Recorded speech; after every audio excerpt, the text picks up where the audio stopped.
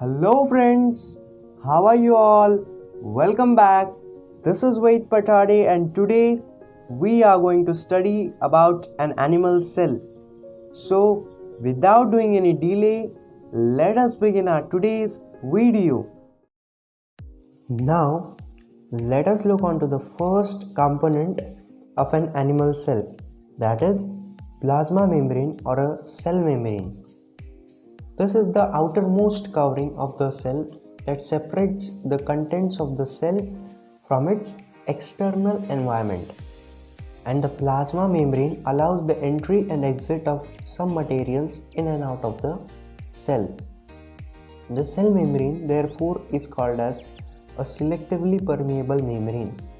A selectively permeable membrane means it allows certain molecules or ions to pass through it. Some substances like carbon dioxide or oxygen can move across the cell membrane by a process called diffusion.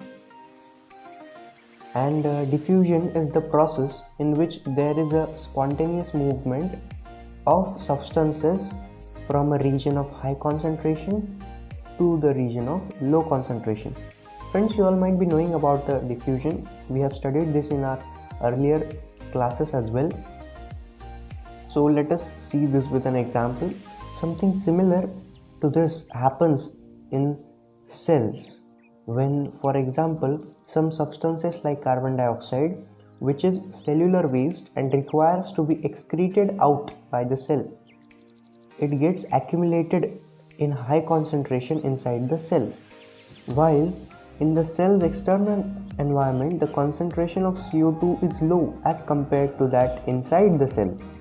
So as soon as there is a difference of concentration of carbon dioxide inside the cell and outside the cell, CO2 moves out of the cell from a region of high concentration to a region of low concentration outside the cell by the process of diffusion. Similarly, oxygen enters the cell by the process of diffusion when the level or concentration of oxygen inside the cell decreases. Thus, diffusion plays an important role in exchange of gases. Now let us see the next component of an animal cell, which is the nucleus. The nucleus has a double layered covering called as nuclear membrane. The nuclear membrane has pores which allows the transfer of material from inside the nucleus to its outside, means into the cytoplasm. The nucleus contains chromosomes which are visible as rod-shaped structures only when the cell is about to divide. Chromosomes contain information for inheritance of features from parents to next generations in the form of DNA. Friends, DNA means deoxyribonucleic acid, and the chromosomes are composed of DNA and proteins. DNA molecules contain the information necessary for constructing and organizing the cells. Functional units of DNA are called as genes. And in a cell which is not dividing, this DNA is present as a part of chromatin material or chromatin fibers. Chromatin material is visible as entangled mass of thread-like structures. And whenever the cell is about to divide, the chromatin material gets organized into chromosomes. Isn't it amazing, guys? Really, our human body is amazing. Now let us see the third component of an animal cell, which is the cytoplasm. The cytoplasm is a fluid content inside the plasma membrane, and it also contains many specialized cell organelles. Each of these organelles performs a specific function for the cell. Cell organelles are enclosed by the membranes.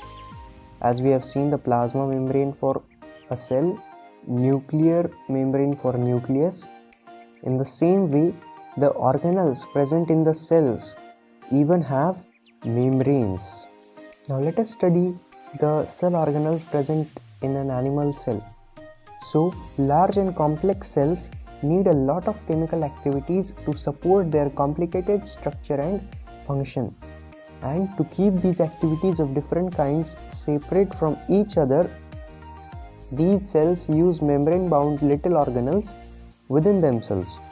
And some important examples of cell organelles which we will discuss now are endoplasmic reticulum, then Golgi apparatus, lysosomes, mitochondria, and vacuoles. So now let us see the first cell organelle, which is the endoplasmic reticulum. The endoplasmic reticulum is a large network of membrane-bound tubes, and it looks like long tubules or oblong bags. The endoplasmic reticulum membrane is similar in structure to the plasma membrane. There are two types of endoplasmic reticulum. The first one is the rough endoplasmic reticulum, and the second one is the smooth endoplasmic reticulum. Rough endoplasmic reticulum looks rough under a microscope because it has particles called ribosomes attached to its surface. The ribosomes, which are present in all active cells, are sites of protein manufacture. Means ribosomes produce proteins or manufacture proteins inside a cell, and the manufactured proteins are sent to various places in the cell depending on the need using the endoplasmic reticulum. The smooth endoplasmic reticulum helps in the manufacture of fat molecules, which are also called lipids, and they are important for cell function. And some of these proteins and lipids helps in the building the cell membrane as well. And the process by which the cell membrane is built up is known as membrane biogenesis. Thus, one more function of the endoplasmic reticulum is to serve as channels for the transport of materials between various regions of the cytoplasm and the nucleus.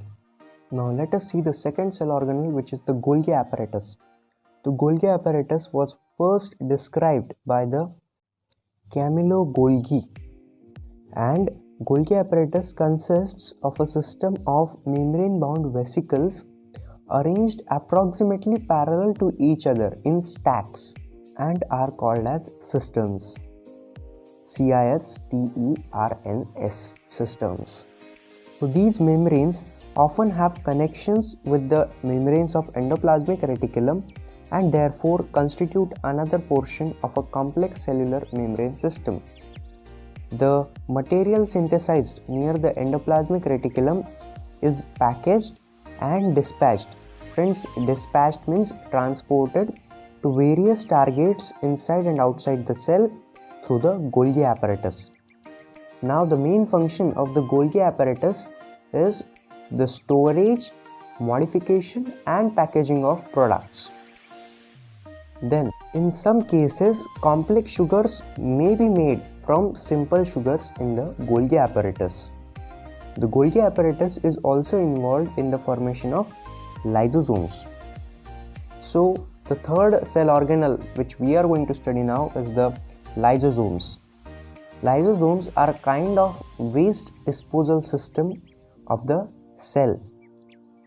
Lysosomes help to keep the cell clean by digesting any foreign material as well as worn out cell organelles.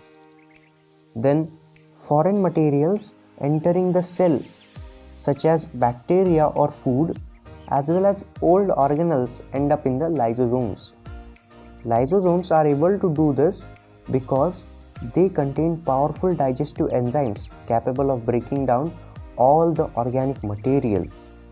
During any kind of disturbance in cellular metabolism, for example, when the cell gets damaged, lysosome may burst and enzymes digest their own cell. So therefore, lysosomes are also known as the suicide bags of a cell. Structurally, lysosomes are membrane-bound sacs filled with digestive enzymes and these enzymes are made by rough endoplasmic reticulum. Now let us see the fourth cell organelle of a cell, which is the mitochondria.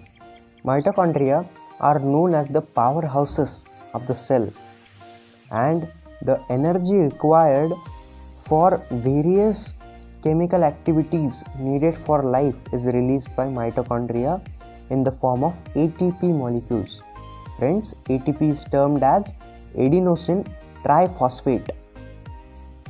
ATP is known as the energy currency of the cell. The body uses energy stored in ATP for making new chemical compounds and for mechanical work. Mitochondria have two membrane coverings instead of just one. The outer membrane is very porous while the inner membrane is deeply folded, and these folds create a very large surface area for ATP generating chemical reactions.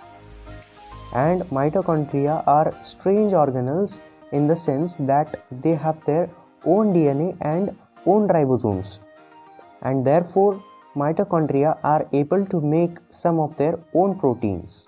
Now let us see the last cell organelle of the cell, which is the vacuoles. Vacuoles are storage sacs for solid or liquid contents. Vacuoles are small sized in animal cells, while plant cells have very large vacuoles. The central vacuoles of some plant cells may occupy 50 to 90% of the cell volume. In plant cells, vacuoles are full of cell sap and provide turgidity and rigidity to the cell. Friends, turgidity means being swollen. Actually, swollenness is required because the plant will look little healthy, but if it will shrink, so it will look as if it has died. So turgidity is important, and rigidity means it gives the hardness to the plant cell. So moving further, many substances of importance in the life of the plant cell are stored in vacuoles. These include amino acids, sugars, various organic acids, and some proteins. In single-celled organisms like amoeba, the food vacuoles contains the food items that the amoeba has consumed.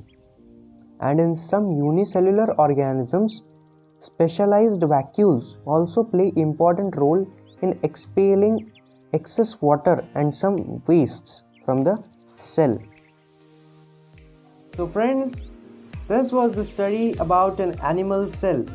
I have provided some important notes in the description, so please don't forget to take those notes. Please like, share, comment and subscribe my channel and hit the bell icon, so whenever I will upload a new video, you will get the notifications of it. Thank you so much for watching my video.